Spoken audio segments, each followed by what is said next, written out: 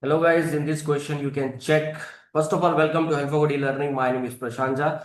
So in this question, this is a very simple question. I know that, but let's check the input. This is for the beginners, those who are in the beginner level in the Python, those who are preparing for logic building. So this particular playlist for you guys, for all of you guys, those who are in the beginner logic building. Okay, in beginner in the logic building, we can say that. So here in this question, as you can see, the list is given. We have to count the positive and negative value, which is very simple. Okay, let's take a very simple steps.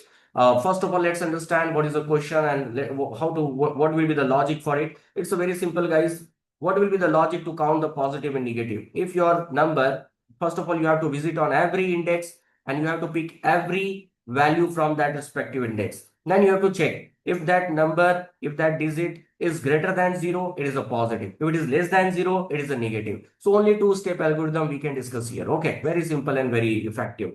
So I'm not going to waste your time. Let's take a my list, and here in my list, I'll just put this list. Okay, that is fine. And here we have to check. So first of all, we have to use the loop because we have to visit on every index. So for I in my list, I'm just taking a for in my list. Okay. Then when you visit on that particular index, you will get the value because you know that by default, the value of I is 0. Okay. So when you visit to the index number 0, it will take the value 3, and what it will do exactly, we have to check when your I will get this value.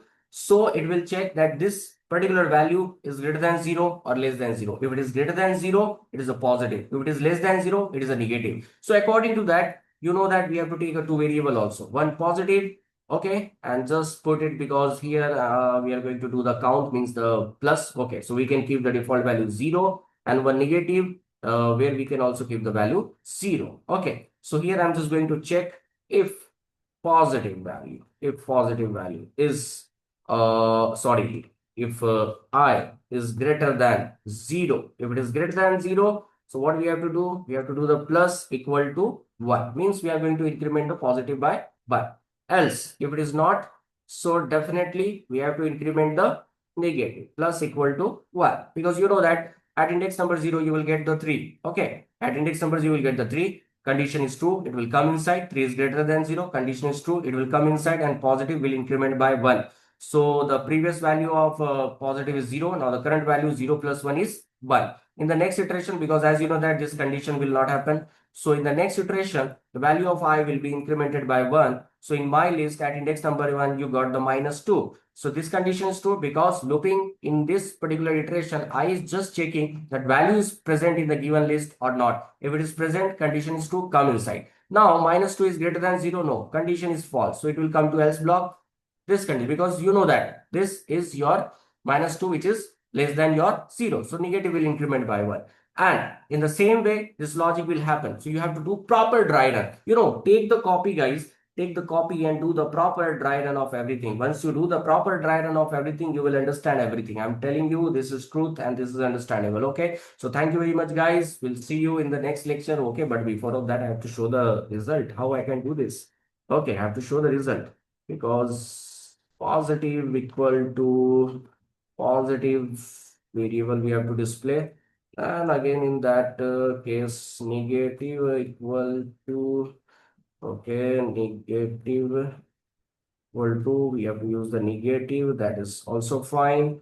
Okay, just run this code and check the output. What is output? Yeah, positive 3 and negative 4. Positive 4, here we should have the positive 4 and negative 3. Okay.